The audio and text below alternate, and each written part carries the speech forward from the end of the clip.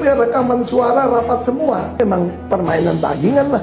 Semua catatan ini akan saya pegang. Satu hari ganti rezim, kok penjarain kalian semua. Ini nggak SBY dan Jokowi keluarkan PP-nya. Termasuk Pak Prabowo, keluarkan PP-nya aja. Orang jujur di lingkungan kemunafikan, orang jujurlah yang menjadi musuhnya, anjay.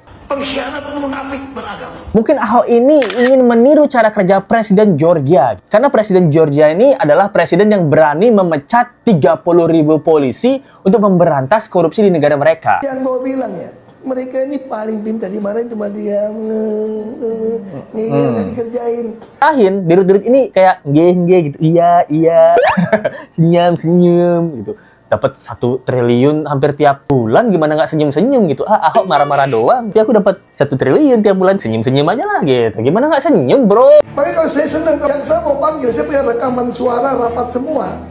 Saya cuma minta Pak Jaksa, sidang terbuka di Republik ini. Ahok meledak, bukti chat dan juga rekaman Dirut yang minta korupsi duit. Nah, di Pertamina akan dibongkar oleh Ahok sebentar lagi. Mantap! Hai, apa kabar? Kembali lagi di Let's Go. Apa kabar kalian? Semua kalian baik-baik aja. Masih kita membahas tentang macan ompong.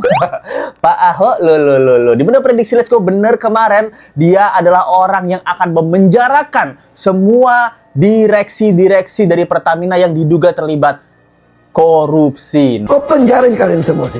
Nah, karena Ahok mengatakan dirinya punya rekaman chat yang akan dia berikan ke Kejagung dan meminta Kejagung untuk membongkar, menyebarkan di masyarakat Indonesia supaya kita tahu bagaimana bajingan-bajingan berdebas sialan koruptor besar ini mengambil keuntungan di Pertamina itu. Nah. Namun bukan Ahok yang kalau kita terima baik-baiknya aja. Di sini juga masyarakat banyak yang kecewa. Kenapa? Katanya Ahok inilah komisaris utama, kerja 4 tahun ngapain aja, dirut korupsi udah tahu dari lama, diam-diam baik, dapat duit juga lu Hok. Nah, jadi apakah Ahok ini korban atau ikutan dalam sistem? Apakah dia juga bagian dari masalah ini? Kita bahkan kumpas detail dengan data-data yang sudah Let's Go kumpulkan. Makanya kalau saya senang, yang saya mau panggil, saya punya rekaman suara rapat semua. Saya cuma minta Pak Jaksa, sidang terbuka di Republik ini. Itu semua rekaman rapat saya itu diputar. Biar seluruh rakyat Indonesia mendengarkan apa yang terjadi di Pertamina, apa yang saya marah-marah di dalam. Pemasuknya mencampur itu, ini memang permainan bajingan lah. Saya nggak pernah sangka mereka begitu berani mencampur barang gitu, gila tuh. Berarti tidak pernah terdengar oleh Pak Ahok sebelumnya? Nggak pernah kebayang dari saya, lu udah mark up, udah untung, udah nggak mau ikutin gua pakai LKPP. Masih lu berani jual barang busuk. Berarti kalau ini benar, udah di zaman dulu dong. Wow, itu statement pertama dari Ahok. Dia bilang, saya tuh pengen dipanggil sama Kejagung gitu. Saya punya rekaman, jadi dia punya semua rekaman suara rapat yang ingin dia putar dan didengarkan oleh masyarakat Indonesia. Dan dia bilang dia nggak pernah nyangka para bajingan-bajingan ini berani banget sampai mengoplos itu Pertalite dan Pertama itu. Kabarnya kan Pertama yang dibeli itu, yang kita dijual itu adalah campuran dari premium dan juga Pertalite. Itu kabar terbarunya, kabar baru yang Let's Go dapat ya. Anjay, gila. Jadi Ahok ini kesel karena dia udah tahu banyak banget korupsi di Pertamina, tapi dia sampai kagetnya karena lu udah markup. Dia bilang tadi kan dia udah markup harga gitu. Terus dia juga udah dapat untung dan nggak mau ikutin saran Ahok pakai LKPP. Berarti Ahok ini di sini sudah menyadari bahwa anjir lu emang dapat korupsi. Tapi yang Ahok nggak habis pikir, selain mereka markup harga, mereka juga ngoplos gitu. Itu yang Ahok nggak sampai pikir gitu loh. Tahu bahwa Ahok ini kan komut ya, komisaris utama. Dan kemarin dia udah bilang bahwa saya ini beda sama direktur. Saya tuh nggak bisa apa-apa. Saya nggak bisa mecat mereka. Nah terus kita bingung kan, terus kerjaan lu apa Hok? Kerjaan Pak Ahok ini apa gitu, cuma ngeliatin lewat-lewat gitu, udah ada korupsi diliatin doang gitu. Ini kan Ahok ini setara satpam ya, setara satpam, tapi kalau ngelihat maling itu nggak bisa nangkep gitu. Makanya kenapa orang takut saya jadi dirut, demo-demo. Kalau saya jadi dirut, saya bisa langsung pecat tuh dirut subholding. Karena untuk ke notaris saya yang putuskan. Dan saya tidak pernah takut sama Menteri BUMN manapun. Saya sering ngancam mereka secara kasar kok. Ngancam? Kalian jangan nganggap saya nggak berdaya hari ini ya. Mungkin ada yang nganggap saya itu macan ompong di Pertamina karena nggak jadi dirut. Tapi kalian tunggu, waktu akan berputar. Semua catatan ini akan saya pegang. Satu hari ganti rezim, kau penjarain kalian semua. Bahwa akar masalah Republik Indonesia adalah korupsi dan kemunafikan. Jadi orang semua saling sandra menyandra, ada dikasih jabatan, wewenang. Saya berani jamin cuma mau ganti pemain. Ada yang mau makan itu uang. Kalau kekayaan kamu itu tidak bisa buktikan dengan pajak yang Anda bayar, sita buat negara. Oke, terakhir Pak. Tapi butuh PP dong. Ya. Pertanyaan saya, berani nggak SBY dan Jokowi keluarkan PP-nya. PP-nya? Termasuk Pak Prabowo, keluarkan PP-nya aja. Oke. Jadi di sini tantangan Ahok sempat ngasih tahu bahwa SBY, Jokowi, Prabowo ada nggak PP-nya? PP itu peraturan perundang-undangan ya gitu. Yaitu di mana kekayaan seseorang itu sinkron dengan pajak yang dia bayar. Nah, jadi kita nggak tahu juga orang-orang ini kekayaannya miliaran triliunan, pajaknya berapa yang dia bayar. Jangan-jangan nggak bayar pajak. Nah, tapi Ahok bilang ya banyak orang-orang di DPR itu yang banyak banget menahan Ahok itu menjadi dirut gitu. Menurut Let's Go ini Ahok bukan nggak bisa jadi dirut, cuma dia bahaya aja kalau sampai dia jadi dirut gitu. Karena kan seperti kita tahu kan ada banyak oknum di DPR ya. Ada banyak oknum di DPR. DPR kan artinya dapat persembahan. Dapat persembahan dari tempat-tempat ladang-ladang koruptor gitu, oknum-oknumnya kan. Di sini juga Ahok bilang akar masalah Indonesia adalah kemunafikan. Sebab dari korupsi adalah kemunafikan. Ya benar. Jadi kalau Pak Ahok sebagai orang jujur di lingkungan kemunafikan, orang jujurlah yang menjadi musuhnya, anjay. Quote. Lu suruh gua kerjain, gua beresin sehari. Apa yang susah? Yang susah kalau gua minta duit, bos. Ya, itu saya minta sama Jaksa Agung. Udahlah, sekali seumur hidup, biar kita mati dengan tenang. Tidak merasa bersalah mengkhianati nurani kita. Itu saya minta jajaran jaksa berani lakukan. Supaya waktu Anda meninggal, Anda berani menghadap pencipta dengan senang.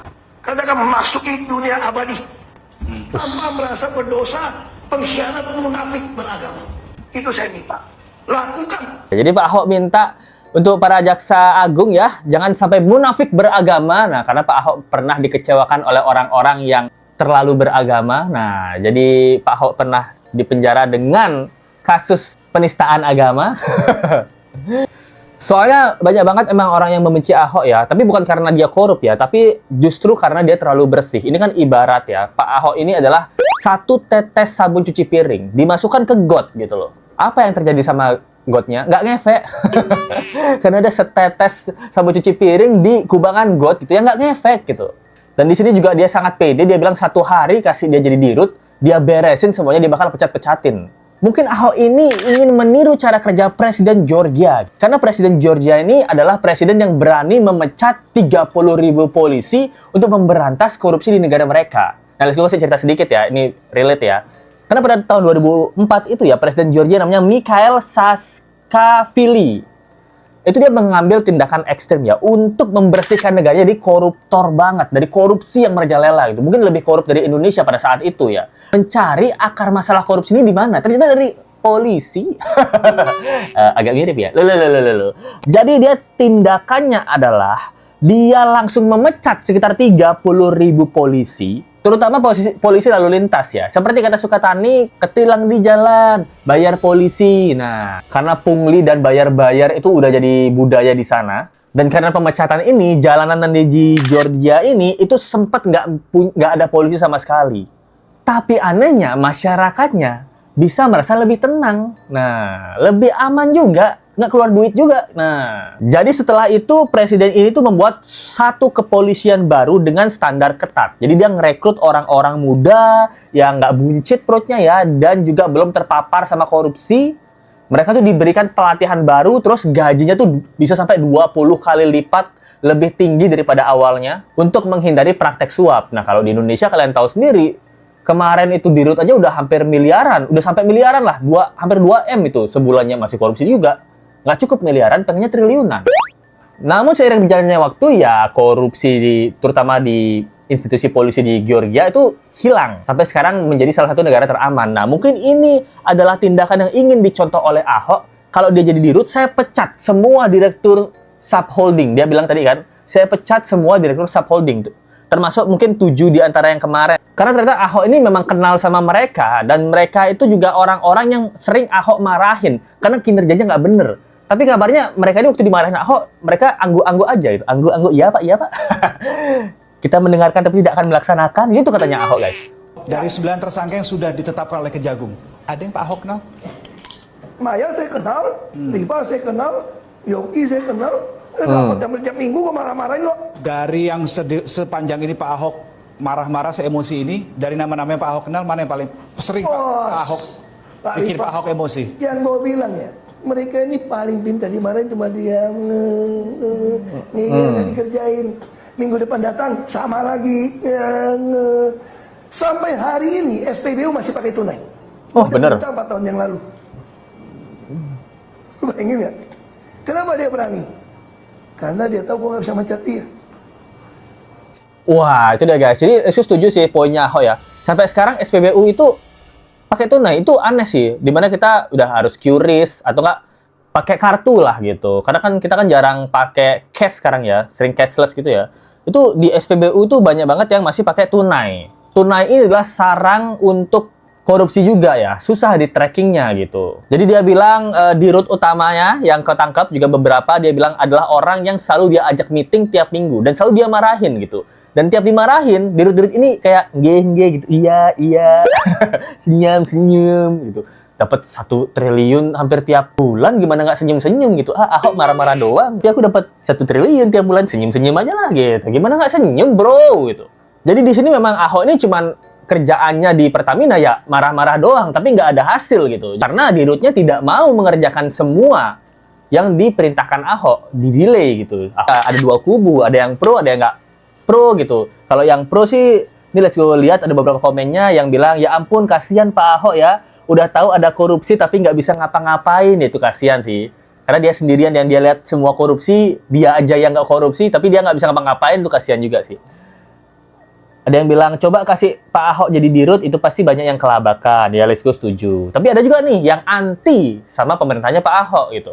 Ada yang bilang, lu jadi komisaris utama ngapain aja Pak Ahok? Kok baru ngomong sekarang? Nah, ini orang yang kecewa karena Ahok ini baru ngomong sekarang. Mungkin baru sekarang kita dengerin. Sebelum-sebelumnya udah ngomong, cuma kita nggak dengerin aja. Bisa jadi gitu kan. Ada yang bilang juga, Ahok ini cuma bacot doang, tuh nggak ada tindakannya. Ya itu karena macan ompong, dia komisaris utama, nggak bisa ngapa-ngapain, cuma bisa bacot doang pada saat itu. Jadi tuh guys, bagaimana menurut kalian guys tentang kasus ini? Tentang tindakan Ahok yang dia punya datanya dan dia akan keluarkan semua. Dia berharap dia dipanggil Kejagung untuk bisa memberikan data-data rekaman, chat, dan semua data-data catatan yang dia punya waktu dia kerja di Pertamina untuk bisa diberikan ke Kejagung. Tapi dia minta sidangnya ini dilakukan secara terbuka. Supaya apa? Supaya kita bisa mendoakan yang jelek-jelek terhadap para bajingan koruptor ini. Dan terima kasih banyak buat teman-teman yang support Let's Go dari Sri Wahyu 8161, Sri Sultan kita, Kanjeng Mami Ratu Sri Sultan Sri Wahyu 8161. Terima kasih banyak selalu mensupport Let's Go. Walaupun dirimu sudah menjadi pahlawan devisa di luar sana, kamu masih peduli dengan sistem bobroknya Indonesia. Terima kasih Sri Sultan kita. Thank you banget. Dari Rafidah Sultan Malaysia kita. Terima kasih Sultan Malaysia kita. Gue senang banget sih melihat Bang Let's Go mencapakan vape-nya. Macam begitulah Bang Let's Go. Iya, ini Let's Go sudah tidak nge-vape loh. Ini berkat Rafidah, Let's Go tidak bisa mengecewakan teman-teman yang udah memberikan masukan dan supportnya terhadap Let's Go. Ya, tidak ada vape sekarang ini. Sudah tidak vape mulai dari kemarin. Terima kasih Rafidah. Thank you banget. Dari Herbalife Taiwan hadir, terima kasih Let's Go. Tumben Let's Go dapat orang Taiwan nih. Apa kabarnya Herbalife? Let's Go pernah punya ini nih. Herbalife itu bukannya MLM kesehatan ya? Let's Go kayak pernah beli deh. Terima kasih ya Herbalife dari Taiwan. Thank you so much. Dari Henny HG5MS. Waduh, thank you banget Hongkong juga. Henny selalu support Let's Go dan selalu nonton Let's Go. Thank you banget. Itu deh guys. Gimana menurut kalian tentang kasus video kali ini? Kalau kalian suka dengan video ini bisa support. Ada link Saweria di bawah atau dari Super Thanks aja. Kasih pendapat kalian. Kalian yang pro ke Ahok, yang memang kasihan sama Pak Ahok seperti macan ompong, atau kalian orang yang kontra ya, orang yang meragukan loh. Pak Ahok dari komisaris utama kayak satpam lihat-lihat doang. Kagak nangkep maling nih Pak Ahok gitu. Tulis teori kalian di bawah. Kita ketemu lagi di video berikutnya. Sampai jumpa lagi ya. Bye.